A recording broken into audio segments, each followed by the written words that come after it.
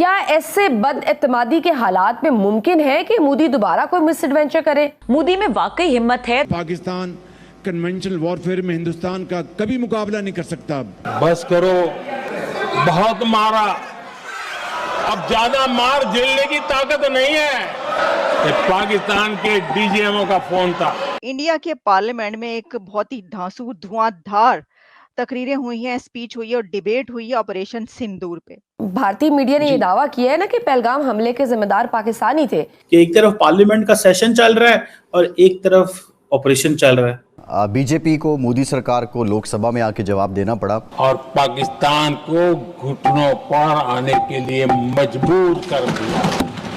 हमारा लक्ष्य आतंकवाद है, आतंकवादी आता है, आतंकवादी ठिकाने हैं, वो हमने पूरा कर दिया। कि 29 दफा प्रेसिडेंट ट्रंप के कह चुके हैं कि ये मैंने बंद करवाई। दुनिया के किसी भी नेता ने भारत के ऑपरेशन रोकने के लिए नहीं कहा। तो इट मींस कि उनको पहले ही पता था कि आगे हमें ये ऑपरेशन करना है। भारतीय हुकूमत ने एक नया ऑपरेशन महाद्वीप के नाम पर शुरू कर दिया है, जिसके तहत भारतीय फौज और सिक्योरिटी इदारे पाकिस्तानी शहरियों शहीद करके दहशतगर्द करार दे रहे हैं। एक्स मिलिट्री में कभी ये नहीं देखूंगा कि एनिमी की इंटेंशन है या नहीं है, मैं देखूंगा उसकी कैपेसिटी कैपेबिलिटी है कि नहीं।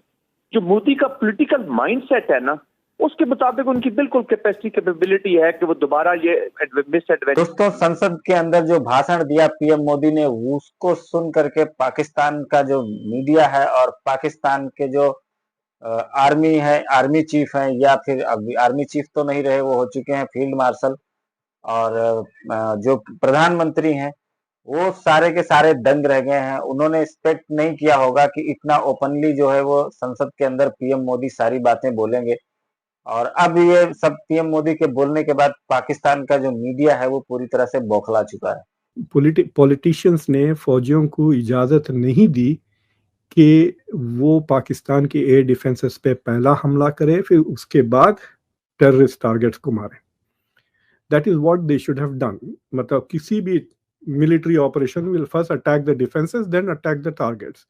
और क्योंकि प्राइम मिनिस्टर मोदी ये पोजीशन मेंटेन करना चाहते थे कि हम पाकिस्तान पे हमला नहीं कर रहे, हम पाकिस्तान की फौज पे हमला नहीं कर रहे, हम पाकिस्तान की आवाम पे हमला नहीं कर रहे, हम सिर्फ टेररिस्ट को, बाद में आपने सुना होगा डॉक्टर जयशंकर ने यूरोप में भी कहा, we didn't attack Pakistan, we attack Terroristan, right. तो ये कहने के लिए उन्होंने पाकिस्तान के एयर डिफेंसेस पे हमला नहीं किया, सीधा के सीधा जो वो कह रहे हैं कि ये टेररिस्ट कैंप से उस पे उन्होंने हमला कर दिया, जिसके वजह से they were not prepared for the Pakistani retaliation.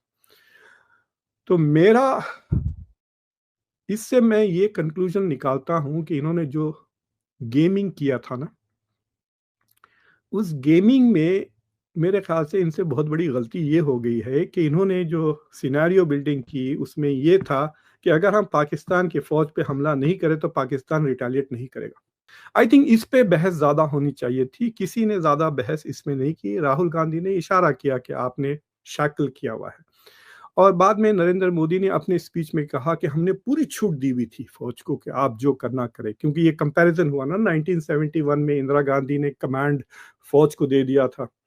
आपको याद है कि ये यहाँ पर भी कोलिन पावल ने कहा था कि वेदर टू फाइट और not is your decision, how to fight is my decision ना। ये तो फौज का है।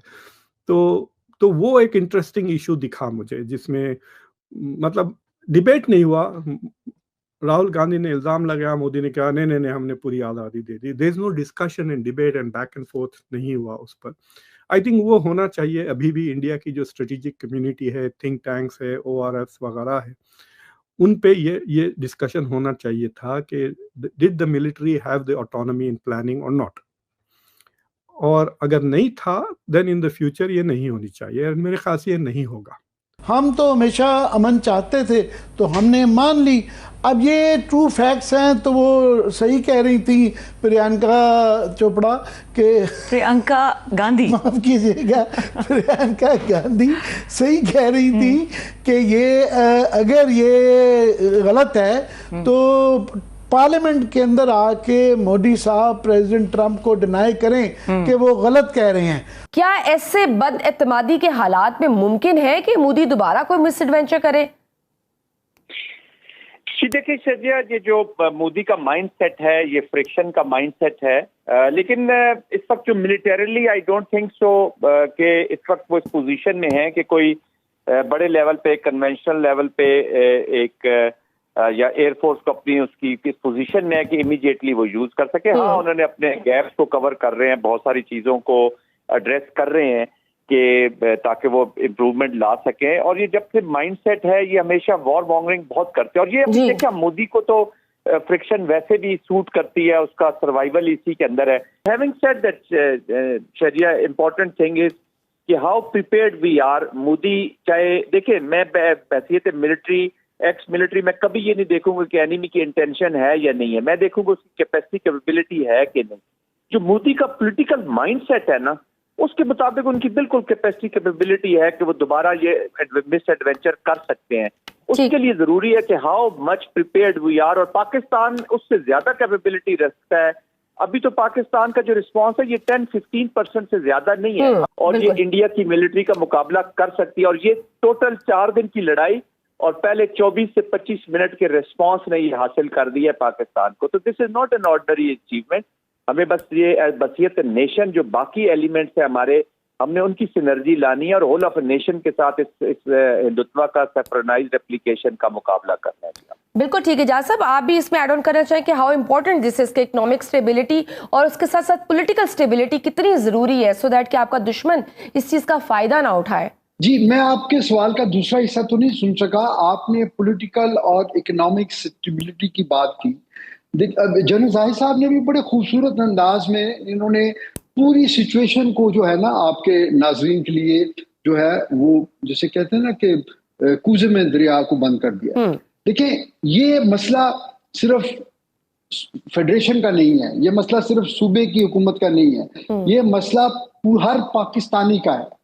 हम जहां खड़े हैं, जहां बैठे हैं, जो काम भी कर रहे हैं, हम अगर एक टीचर हैं, हम अगर एक मीडिया मैन है या मीडिया वुमेन है, तो हमें हर जगह के ऊपर पाकिस्तान को आगे रखना है। हम अगर अपने पाकिस्तान का नैरेटिव जो है वो हमने उस पे लोगों को सेंसिटाइज करना है कि हम सब ने अपना रोल अदा करना है, क्योंकि दुश्मन ये नहीं देख रहा कि ये सरजमीन बलूचिस्तान की है या ये एस्टवाइल फाटा का इलाका है या हमारे सेटल्ड एरियाज है। मरने वाले जो हैं वो पंजाबी हैं या उनका किस सेक्ट से ताल्लुक है या किस सूबे से ताल्लुक है, वो बलोची हैं या वो पठान या सिंधी हैं, वो हमें पाकिस्तानी समझ के मार रहा है। दोस्तों, पीएम मोदी ने अपने भाषण में न सिर्फ पाकिस्तान, चाइना और टर्की और यूएस तीनों को एक्सपोज कर दिया। डोनाल्ड ट्रंप जो बड़ी बड़ी बातें कर रहे थे उनको भी एक्सपोज कर दिया। पाकिस्तान की आर्मी और जो है जो चाइनीज एयर डिफेंस सिस्टम था और जो उनके मिसाइल्स थे उनको एक्सपोज कर दिया, और ये भी बता दिया कि आज का जो भारत है वो कितना शक्तिशाली है। और खास करके उन्होंने made in India defence system की बात की, जिनमें से आकाश और जो एक बराक है इजराइल और इंडिया की संयुक्त टेक्नोलॉजी है वो, और S-400 तो है ही, लेकिन जो मेड इन इंडिया वेपन्स थे उनकी भी बात की कि आज भारत की जो सेना है वो मेड इन इंडिया हथियारों पर ज्यादा भरोसा करती है और आत्मनिर्भर होती जा रही है।